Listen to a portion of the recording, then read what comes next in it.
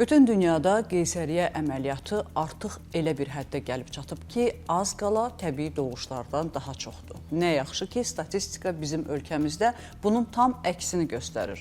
Amma təəssüflər olsun ki, qonşu Türkiyədə həkimlər dad eləyir. Xüsusilə özəl xəstəxanaların yeri gəldi, gəlmədi.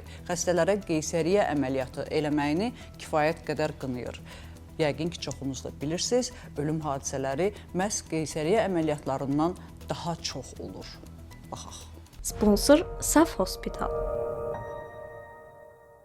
Türkiyə Böyük Millət Məclisi Körpü Ölümləri və Özəl Sağlamlıq Müəssisələri Araşdırma Komissiyasını, nazirlik rəsmilərini və alimlərini dinləyib. Ankara Bilkənt Şəhər Xəstəxanası Qadın Xəstəlikləri və Doğum Xəstəxanasının baş həkimi professor Özləm Moraloğlu Tekin normal doğumların gündən-günə azaldığını və keysəriyyə əməliyyatlarının çoxaldığını qeyd edib. O bildirib ki, bu cür doğuşlar daha çox özəl tibb xəstəxanalarının payına düşür. Hər 10 hamilə qadından 6-sının keysəriyyə əməliyyatına məruz qaldığını qeyd edən Tekin, Türkiyənin son 10 ildə ana ölüm nisbətində 10 ölkədən biri olduğunu vurğulayıb. Tekin qeyd edib ki, ölən alaların demək olar ki, hamısı qeysəriyyə əməliyyatı olanlardır. Onların 85%-i özəl xəstəxanalarda doğum edib. Xatırladaq ki, son illərdə Azərbaycanda qeysəriyyə əməliyyatı artsa da, xanımlar təbii doğuşa daha çox üstünlük verir. Belə ki, ən son 2023-cü ilin statistikası açıqlanıb və 111,8 min doğuş qeydə alınıb. Onlardan 76,7-si normal doğuşdur.